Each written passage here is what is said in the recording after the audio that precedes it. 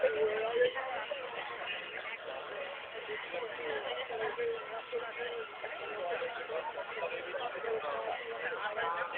už vás je, ty to nemuselo být.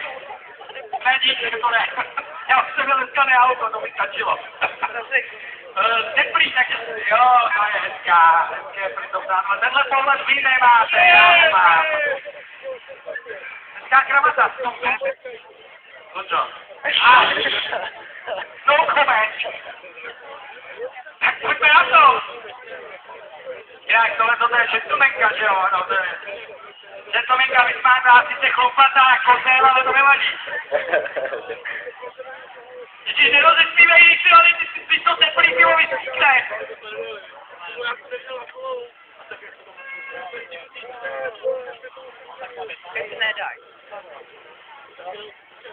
Zezadu, jak se to ten slavák, chce to přátelé, to mi připadá, jak v tom seriálu Chalupáci. Jo, tam taky takhle choděj.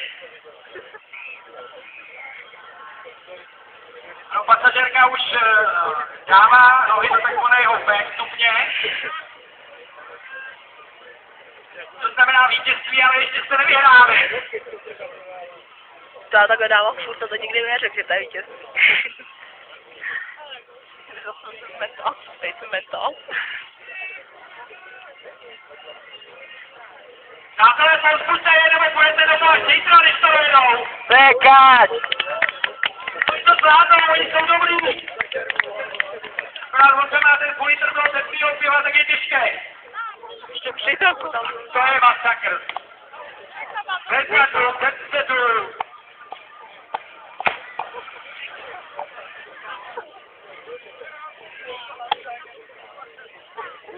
Pekáči, rychle!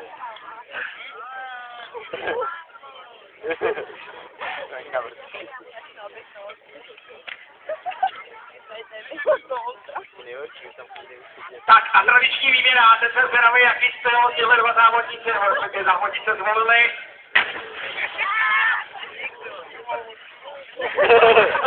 Ano, to se říká styl 69 naopak. To ne. Má 3 metry, ne?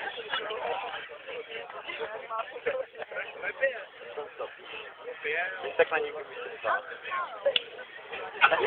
A proč by si člověk neplácnul na tom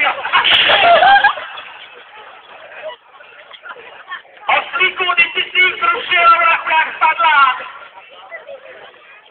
26 metrů. Za to můj život stel.